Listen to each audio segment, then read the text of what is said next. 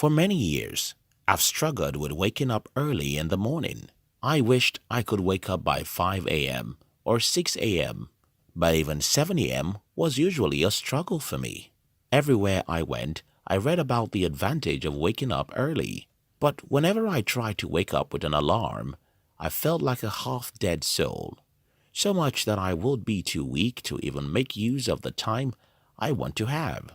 At some point, I gave up and concluded that waking up early isn't for everyone, and even made a video about my ugly experience.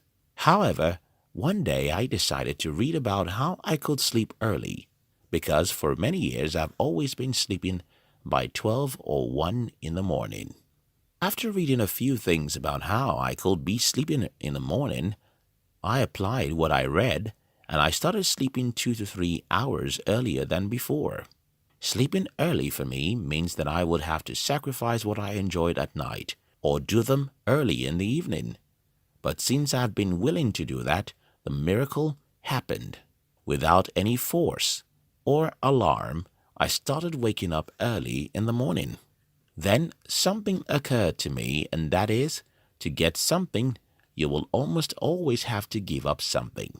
For me to have my morning, I had to give up my night. As a young person, you have to understand this. To get something, you'll have to give up something.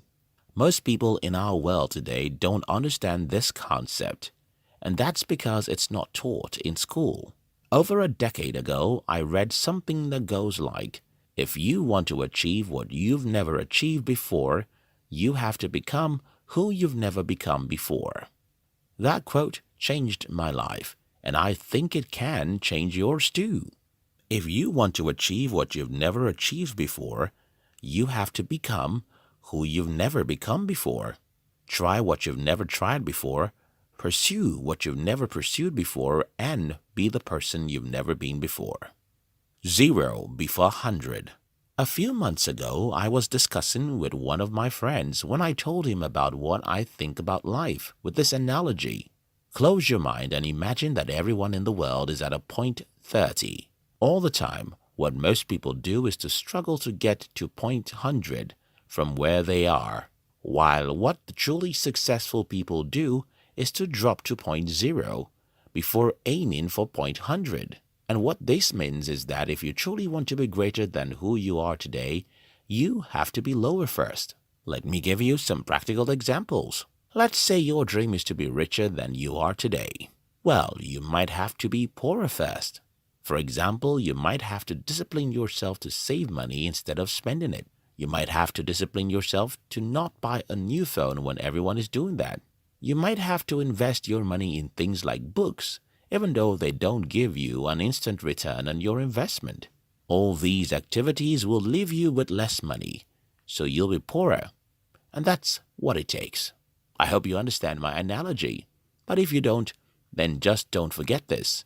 You won't get anything out of life until you're willing to give up something in return.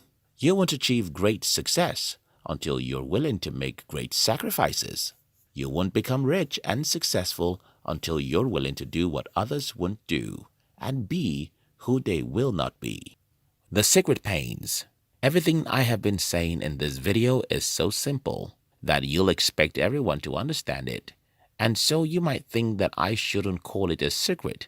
But unfortunately, most people don't understand this because it is not public knowledge, and more so because making sacrifices is boring. And what makes it boring is not that it's painful, but because it's done in secret. Think about this, for example. If reading a book about money could be done in the public where everyone applauds you, wouldn't you do it every day? If eating healthy food is what everyone sees on your forehead as you walk around the city, and eating junk is the same, won't you stop eating junk? If there's a way you can get all your friends to see that you're doing certain difficult things, and you're sure they will applaud you, wouldn't you be motivated to do it? The problem with discipline is that it's done in the secret. Nobody sees you and nobody praises you. And because there's no instant gratification, most people are not motivated to do it. Malcolm Gladwell made the 10,000 hour rule popular, and what his 10,000 hour rule says is that an average man who becomes great and successful in his field had sacrificed an average of 10,000 hours in practice and training. What this essentially means is that those great footballers, great writers, musicians, scientists, entrepreneurs, etc., have spent an average of 10,000 hours practicing their craft before the world knew about them. One thing about these long, boring, and difficult 10,000 hours is that it's usually in the secret, in some scanty stage, in some solitude when no one is watching, and that's why most people can't do it, because there is nobody there to praise them or encourage them. If anything at all, what you'll get out of the world when you're trying to achieve success is discouragement, which rather makes you weak instead of strong. How to be self-motivated. Again, one single thing I want to achieve with this video is to get young people to see that if you want to wake up early, you have to sleep early. If you want to gain the morning, you have to sacrifice the night.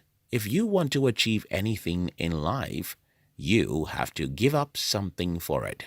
Now, to do all these, you'll need to be self-motivated because the world around you has nothing to give you in terms of encouragement. Nothing. If the world has any package for you at all, it's discouragement. When I was started in the business world, almost everyone I knew either told it to my face that I can succeed, or said it at my back, or showed me with their nonverbal communication that I was stupid. Only a few people were the source of encouragement for me, and those were my friends.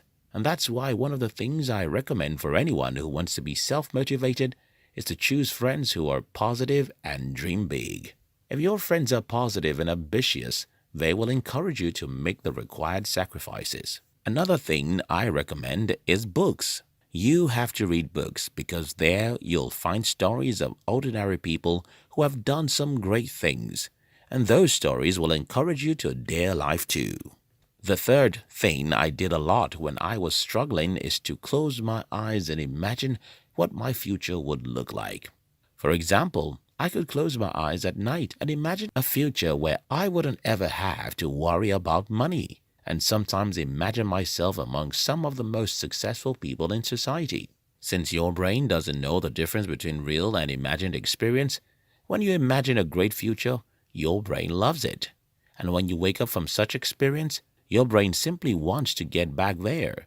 So it pushes you to try new kinds of stuff and endure difficulties. Here is the summary of this video. For me to have my morning, I had to sacrifice my night. If you want to be successful in life, you have to be willing to make sacrifices.